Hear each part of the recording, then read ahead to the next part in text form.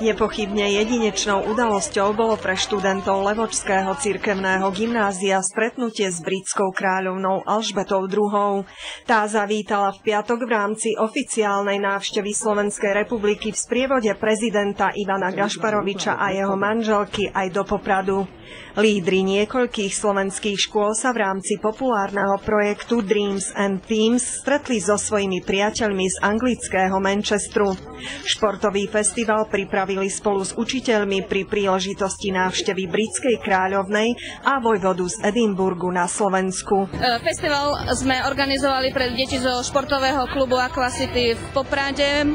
Stretli sme sa 4 školy dokopy, naše cirkevné gymnázium, gymnázium Jana Chalúbku z Brezna a bilingválne gymnázium Sučany.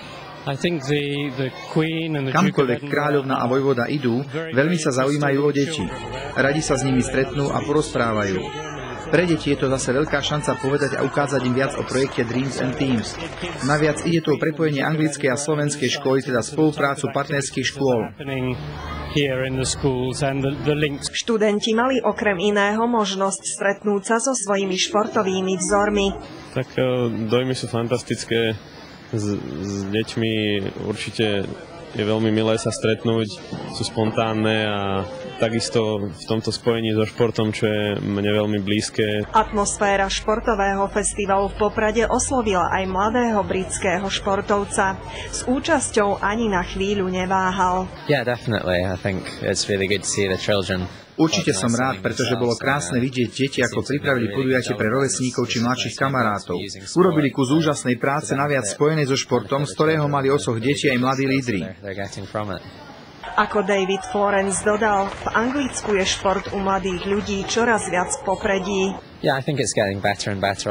Myslím, že situácia sa stále zlepšuje. Aj olympiáda prináša šport do domácnosti a je na nej vidieť čoraz viac mladých ľudí.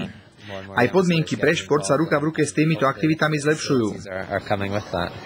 Určite nie len samotné športovanie, ale aj tá chuť zorganizovať niečo takéto deťmi práve a študentmi je určite na prospech a určite ten pohyb patrí k životu. Aj vďaka projektom, ako je Dreams and Themes, trávia deti svoj čas zmysluplne. Aj to, že voľný čas netrávim len ako možno niektorí mladí dneska v krčmách a rôznych podobných pri počítači alebo ako, ale trávim ho vlastne v dobrej partii, pri dobrých priateľoch a pre niečo dobré.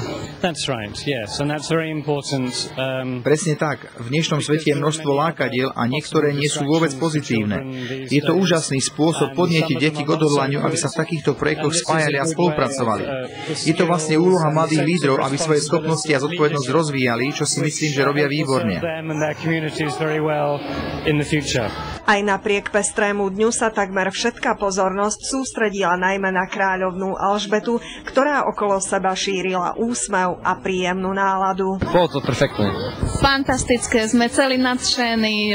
Vyzerala vynikajúco a šírila okolo seba naozaj takú empatiu, príjemnú atmosféru. Myslím si, že naozaj takú možnosť už nebudeme mať, aby sme videli dve hlavy štátov tu pod Tatrami, že sme sa mohli s nimi na meter uvidieť. I keď britská kráľovna mala pôvodne navštíviť aj Levoču, pre nedostatok času a nabitý program napokon neprišla.